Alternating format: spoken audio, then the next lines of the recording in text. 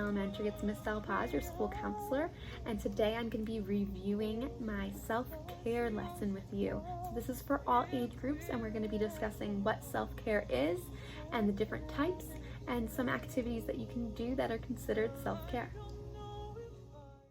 So let's get to it, self-care. So our agenda is defining self-care, learning about the 6 types of self-care, and learning about some self-care activities. So first we're going to talk about what is self-care. So self-care is any activity that we do in order to take care of our mental, emotional, and physical health. And here's a little video that's self-care for kids. Practicing self-care at a young age can help create good habits. These healthy habits can then help reduce the risk of developing mental health conditions like depression and anxiety. Practicing self-care can help carry you through difficult times. Did you know that self-care can also help boost your immune system? What exactly is self-care? Self-care is setting time aside throughout your day to care for your mind and body. Basic self-care is one that you might be familiar with, like brushing your teeth, eating, or taking a bath. Self-care can be physical, spiritual, social, and emotional. Some activities you can do for physical self-care is exercising, eating healthy, drinking plenty of water, getting plenty of sleep, walking your dog, and deep breathing. Journaling, practicing kindness, compassion, gratitude, forgiveness are some ways to practice emotional self-care. A couple of ways to practice social self-care are spending time with family, building healthy relationships, keeping social media positive, and setting boundaries.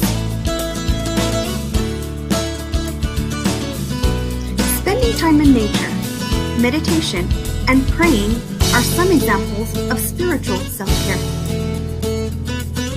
Self-care is not rocket science. It's simply spending time to love yourself. 3 steps to creating a self-care plan. Choose a time throughout the day that works best for you. Pick certain days out of the week to practice self-care. Identify people you can talk to when you come across obstacles. Always keep in mind that it's okay to make mistakes, and we all have bad days. Remember, repetition of a certain behavior or actions can create a habit. When you are at your best, you become more resilient and the possibilities are endless. Do what's best for you and be yourself. Thank you for watching.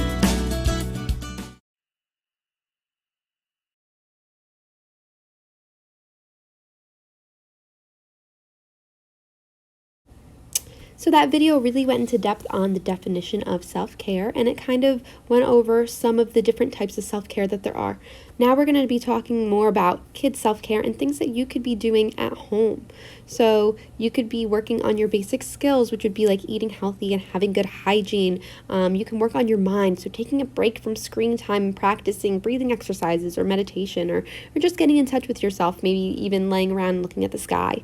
Talking about your emotions and feelings, so learning how to identify those, getting active, playing sports, going hiking, having downtime, and spending time with family. These are all really easy self-care things that you can do at home. Now that we reviewed that, I want to go into the different types of self-care activities that you can do. So this was reviewed a little bit in the video too. So there's emotional, practical, physical, mental, social, and spiritual. So emotional is as easy as creating some art. Practical would be doing things like organizing and cleaning your room that makes us feel good.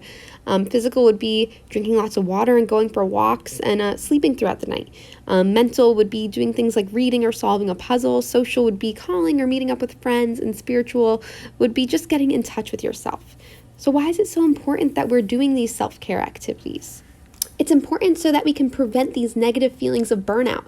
These include feelings of being overwhelmed or frustrated. So if you practice daily self-care, it can help you become more happy in the day-to-day. So some ways that you can practice self-care at home is by using my brain boosts and breaks, and I'll put a link to that in the bottom of this video description.